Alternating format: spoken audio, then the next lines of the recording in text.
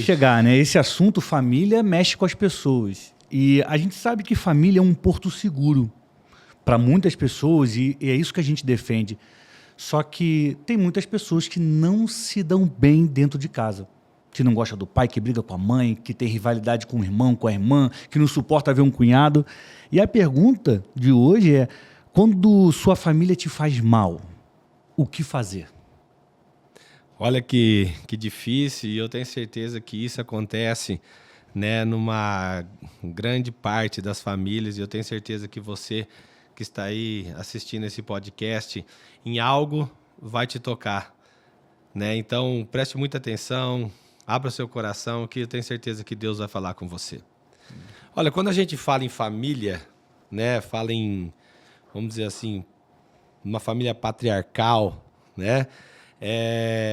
Uma família de muitos membros, com certeza muitas coisas ali podem acontecer. Então, para responder essa pergunta, nós vamos nos remeter a um texto de Gênesis 37, no versículo 2, Daniel.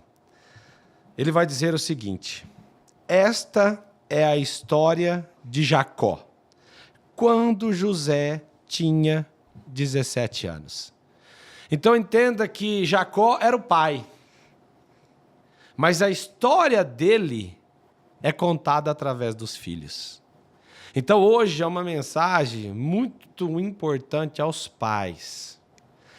É você que vai dar o equilíbrio, porque a sua história, ela não vai ser escrita pelos seus feitos, pelas suas realizações, mas a sua história, ela vai ser escrita pela sua sucessão. O sucesso significa suceder. Então entenda que você pode ter grandes realizações no mundo corporativismo, no mundo financeiro, até no seu ministério, mas a sua história, Deus aqui nos dá uma direção, que ela vai ser escrita através dos seus filhos. Então, aqui já começa uma direção. A minha família me persegue. Quem vai dar equilíbrio para isso? É a figura paterna. Ok? Mas o que pode estar gerando, Daniel, essa perseguição? Ok? Porque olha que ele fala assim, ó, quando José tinha 17 anos, apacentava os rebanhos com seus irmãos, sendo ainda jovem. Então entenda que um dos fatores que pode acontecer de perseguição é as diferenças de idade. Então, numa família que tem muitos filhos, por exemplo, eu venho de uma família onde o meu pai eram 4 irmãos homens, 2 mulheres. O mais velho era mais de 20 anos mais velho que ele. Caramba. Então, ele não tinha ele como uma figura paterna, como irmão, mas como uma figura paterna. E esse contraste de idade pode gerar um certo desrespeito. Porque o mais velho vai sempre ver o mais novo como uma criança. Como se ele tivesse um direito maior por ser mais velho. Então, aonde que nós temos que chamar a atenção aqui? O pai dessa família precisa ver que ele tem que entender que as diferenças de idade podem gerar grandes conflitos dentro da sua descendência. E é você que tem que colocar uma calmaria e estabelecer regras, direitos e deveres. Você concorda, Daniel? Papel do pai. Agora, a gente tem um problema que é grave, eu acho, porque muitos pais não se prepararam para ser pais.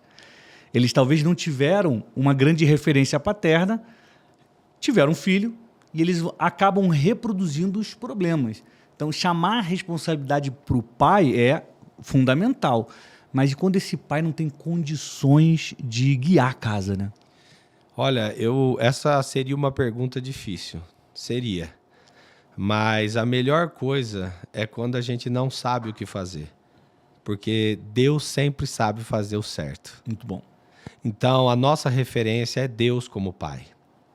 Porque eu tenho certeza que foi muito oportuno essa tua colocação, porque muitas pessoas ficam falando, mas eu não tive pai, eu sou órfão, eu sou mãe solteira, e agora? nós temos uma referência de como deve ser um pai através da Bíblia. Então é esse pai que vai saber gerir. Porque ele não mandou o seu sobrinho. Deus, ele manda o seu filho, Jesus. Bom. Ele poderia ter mandado Jesus como mãe, Jesus como primo, Jesus como pai, mas ele... Como irmão. Como irmão.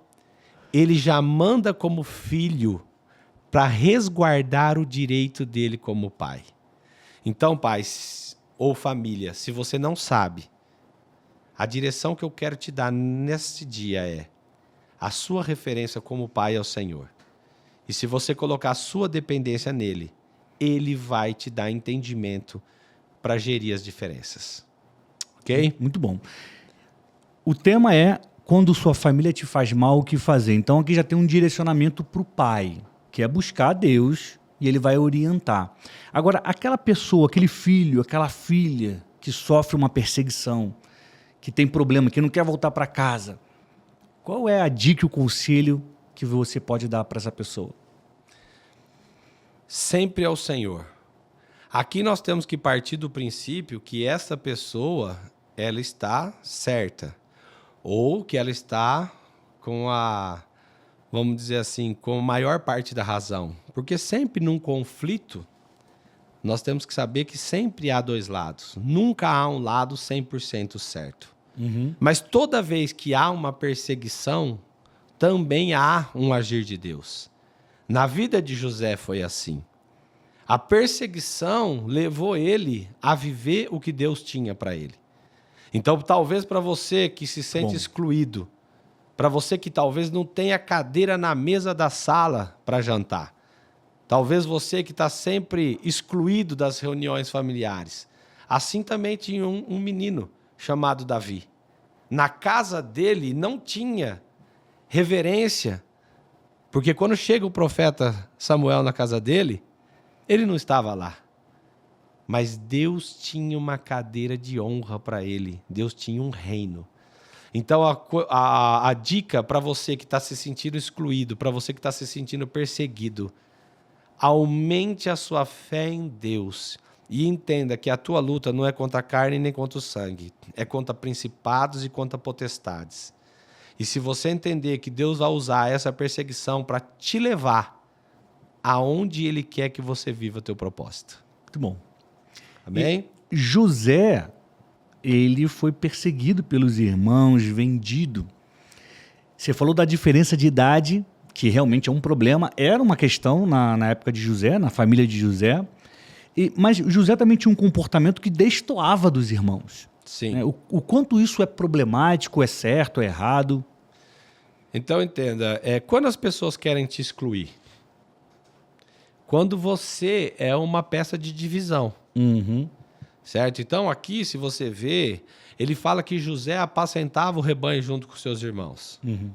Então, quando você, dentro de uma empresa familiar, é alguém que vai comer mais uma fatia daquilo, naturalmente, o inimigo pode colocar no coração dos outros irmãos que você não está lá para somar e para multiplicar, mas para dividir.